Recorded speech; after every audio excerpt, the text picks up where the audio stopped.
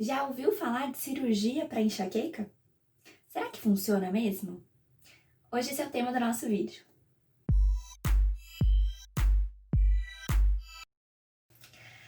A cirurgia para enxaqueca ela foi criada em 2000 por um cirurgião plástico americano. Ele observou que quando ele fazia algum procedimento facial, esteticamente, nos seus pacientes, eles observavam uma melhora dos sintomas da enxaqueca. A partir daí, ele começou a utilizar esse tipo de cirurgia para o tratamento de enxaqueca.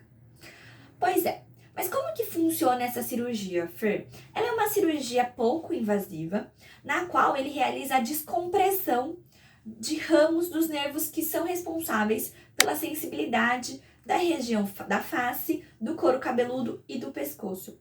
Então, esse médico parte do princípio que existem 4 sítios gerenciadores de dor.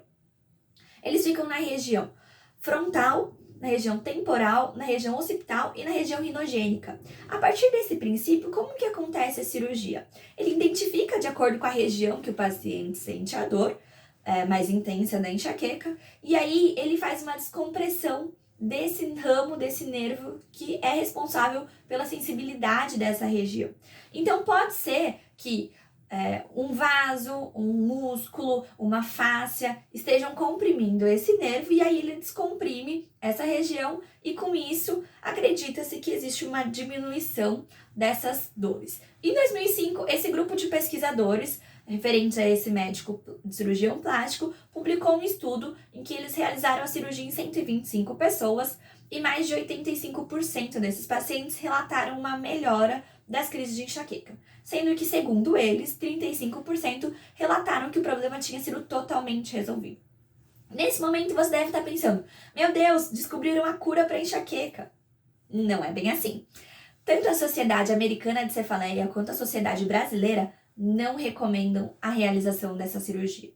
Por quê? Porque ela parte desse princípio de que apenas uma composição vascular e uma composição muscular são responsáveis pelo processo de dor da enxaqueca. E a gente já sabe hoje em dia que não é bem assim. Fer, como assim componente vascular, componente muscular? Bom, segundo esse cirurgião plástico, o componente vascular é quando a gente tem uma vasodilatação, o nosso vaso se dilata e a partir desse momento ele comprime o ramo do nervo que é responsável pela sensação de dor. E o componente muscular é quando a gente tem um excesso de tensão nessa musculatura, ela comprime esse ramo desse nervo e ela também vai gerar dor. Então, para ele, o problema é o músculo e os vasos. E aí, ele afasta eles da região dos nervos, dos ramos dos nervos, e com isso, na teoria, tá tudo resolvido. Mas na prática, a gente sabe que não é bem assim. A enxaqueca é uma doença multifatorial. Diversos fatores impactam para o surgimento de uma crise de enxaqueca. Não é possível a gente levar apenas uma consideração anatômica e responsabilizar ela pelas crises de enxaqueca. A gente sabe que existe um componente inflamatório, que existe um desequilíbrio neuroquímico no nosso cérebro. Então, tudo isso faz com que essas duas sociedades tão importantes não recomendem a utilização dessa cirurgia. Até porque existem pouquíssimos estudos referentes a ela. E todos os estudos realizados foram realizados pela mesma equipe de pesquisadores, que é a equipe que criou essa cirurgia. Ou seja, eles têm um interesse muito grande em validar essa cirurgia e comprovar que ela funciona. Então isso já gera um viés que a gente tem que ficar um pouquinho com o pé atrás. Mas se mesmo assim você ficou interessado, eu vou te dar as outras informações adicionais. Aqui no Brasil, só existe um único médico que realiza esse tipo de cirurgia, que é um cirurgião plástico. Ele não é um neurocirurgião, é um cirurgião plástico. E ele realiza essa cirurgia aqui porque ele foi lá nos Estados Unidos aprender com aquela equipe que criou a cirurgia e trouxe ela aqui para o Brasil.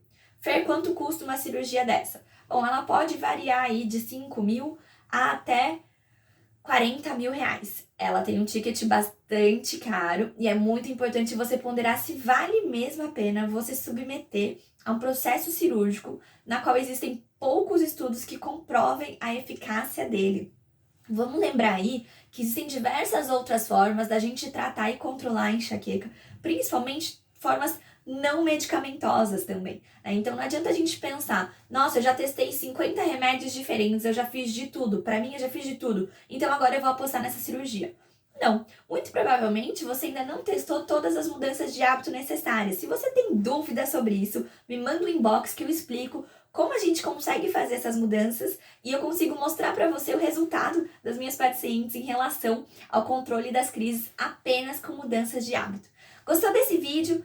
Curte, comenta, marca aqui aquela pessoa que já falou pra você sobre essa cirurgia de enxaqueca e depois você coloca aqui pra mim o que vocês acham dela, se vocês acham que vale ou não vale a pena arriscar.